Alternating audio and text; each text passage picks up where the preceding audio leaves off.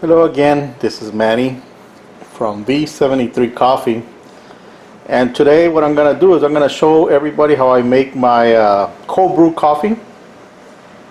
I'm not going to show you how to make this one right here, but yes, I will in a separate video. But what I am going to show you is how to prepare the coffee for the cold brew beverage. And this right here is a Takeya coffee cold brewer. I will be putting the links on the description for this video with Amazon, where at least this is where I found the cold coffee brewer. And over here I got 2 canisters of ground up coffee. The coffee has to be ground from medium to coarse grind in order for the coffee filter in here not to, well, to be honest with you, I've even done a finer grind than the medium, but what you end up happening is having a lot of coffee kind of like that's really fine settling down at the bottom, and it's not going to kill you. It just makes the coffee very potent, very pungent, and in my opinion it kind of like tastes a bit almost like an espresso, especially when you're using for the cold brew. I strongly recommend everybody to do dark coffee, because it really brings out the flavors on the cold brew beverages when you are making recipes such as this one. And this one is it's the cold brew with a little bit of Hershey's chocolate syrup, and I use Italian sweet cream, just a little bit in order to give it that nice good sweet flavor, and it really works well. Here on the coffee filter on this particular cold coffee brewer, I really love these. These are very simple. All you have to do is just come on over, unscrew the top part,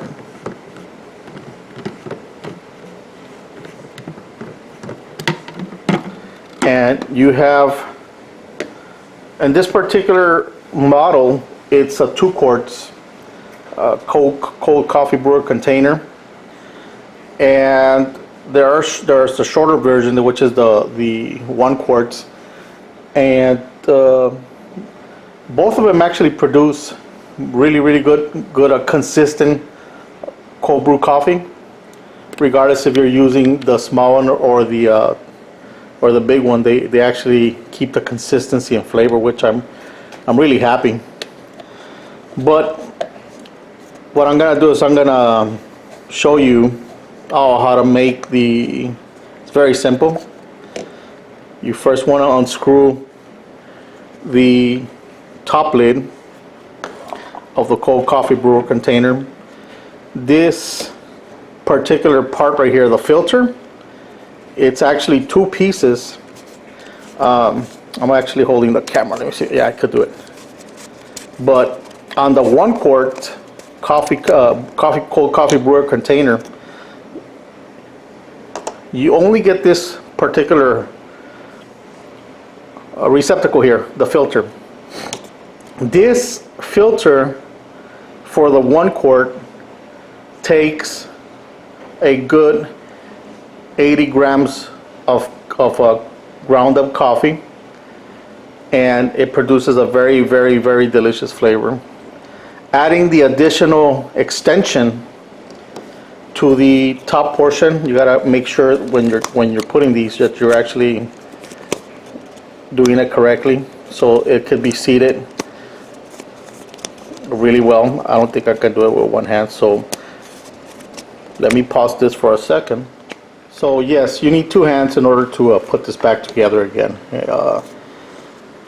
You have to ensure that if you're looking at the filter receptacle here, that it's not lopsided, the top part, okay, when you put it on. If it is a little bit off angle, it means that you probably didn't insert this correctly, the extension part. And what happens if you feel the filter part with ground coffee, and this is not the extension, it's not seated correctly with the bottom filter part, there are chances that this can come apart inside the cold brewer during the marinating process, and you're just going to end up with a mess inside of your water or coffee mixed up with the with your water being just having coffee grounds all over. If that ever happens, don't panic. Honestly, just let it be. Marinate it as long as possible. I recommend 24 to 48 hours. And pull out the receptacle carefully. It's already going to be, in other words, you're going to have a messy amount of coffee ground in here, but don't worry about it. Pull out the receptacle. Whatever remaining coffee you have left in the container, you can strain it. You can strain it with a coffee strainer, such as this one. Okay, well, a regular strainer, actually, it's not a coffee strainer. It's a regular strainer, and all your flavor is going to be already in the water. The coffee grounds should have had released most of the essential oils, and the richness of the coffee should be found already in the water. So again, all you need is a strainer to remove the grounds, and you should end up with a nice, delicious cold brew coffee. I found that after I make a batch, that I like to wait for my personal choice. I like to wait about 24 hours in order for the water to marinate really well. And what I've actually done is that I leave the used coffee portions inside of the water. Some people recommend that you actually pull it out and throw it away. I don't do that because I found that over the next following hours, the remaining water that stays in the container, along with the used portion of your coffee filter, it actually enhances just a little bit more the richness of the coffee. So if after 24, 48 hours you pull this out and you throw away the grounds, that's fine.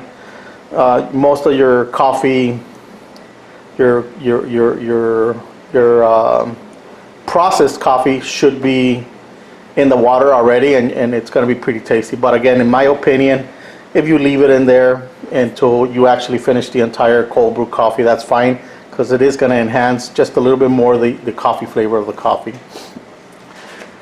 Just for simplicity right now, and for kind of like to show you all about the amount of coffee that goes in here, I'm gonna pause the video as I fill up the receptacle. I'm gonna use 50%. By the way, the 2-quart container filter, it takes about 160 grams, 150 to 160 grams of coffee. So I'm gonna use 80 of the Colombian dark roast and 80 grams of the Java, and that should make up about 160 grams in my container. By the way, I roast my own coffee, and I strongly recommend each and every one of you that if you have a local coffee roaster, that you go over to them and ask for fresh roasted, dark coffee. Everybody kind of like has their opinions about how they like their coffee, but again, in my opinion and my strong recommendation, the darker roasts go really well with enhancing the flavor of cold brew coffee. Okay, in a little bit what I'll do is I'm going to fill up my receptacle here, and I'll come back and I'll show everybody just how it looks. Oh, and on the meantime too, is I'm going to fill up my my container here with fresh filtered water too. So we're back, and what I did is I filled the receptacle with 160 grams of coarse ground fresh coffee. And again, I used the Java and I used the dark roast Colombia that I had just roasted. Now make sure when you're again putting all this back together that you're tightening up the lids, not over tightening them, just tighten them up and making sure that they're all secured. Okay, they shouldn't fall off. My filtered water, fill up your container. I like to fill it all the way to the top, and it's best if you do it like in a sink area, because what happens when you're bringing in the receptacle in here, as you can see, you're getting a lot of water that just falls off the receptacle. And what happens here, I like to tighten it up for a little bit. Okay, just for a little bit. To, make sure you get rid of the excess water that stays in the lip area here, and just shake it. Shake it, shake it, shake it, shake it, shake it. Give it a good nice shake, up, down, sideways. And as you can see, all the coffee is already getting released from the coffee grounds and into the water, and it's starting to marinate. I like to open up the reservoir just a bit. Sometimes what happens when it's really fresh coffee, there's a lot of gas that's still being released from the coffee itself, from the ground coffee. And so when that happens and you mix it with water, you get a buildup of gas trying to escape from here and from the surrounding areas, and your container ends up leaking or making a fizzing noise from the front. If that ever happens, make sure you put it somewhere where water's going to fall in or be collected. You can use a pan, a container, one of those Tupperware containers, but somewhere where the excess water that's going to be getting released to be able to fall into the container and get collected. So here there wasn't any really too much degassing, but what I'm going to do is I'm going to close it up, give it another shake.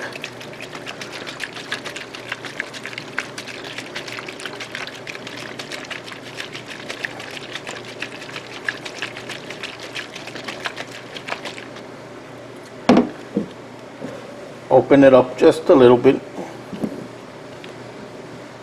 and that's it. In a little bit, what I'll do is I'll take a towel, wipe all the excess moisture and water from around the area.